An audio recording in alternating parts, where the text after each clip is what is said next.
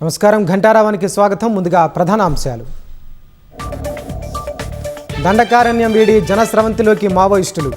DGP ఎదుట లొంగిపోయిన దేవ్జీ సహా కీలక నేతలు.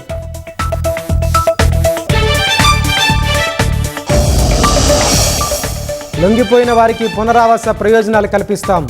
త్వరలోనే మరికొంతమంది అజ్ఞాతం వీడుతారన్న డీజీపీ.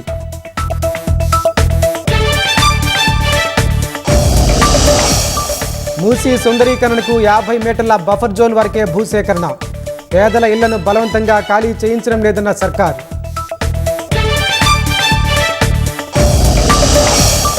పీఎంఓను సేవా తీర్థిగా మార్చాక తొలిసారి కేంద్ర కేబినెట్ భేటీ. కేరళ పేరును కేరళంగా మారుస్తూ మంత్రివర్గం నిర్ణయం. 14 ఏళ్ల బాలికలకు ఉచితంగా హెచ్పివి వ్యాక్సినేషన్. దేశవ్యాప్తంగా గర్దాసిల్ ఇంజెక్షన్ ఇవ్వాలని కేబినెట్ నిర్ణయం.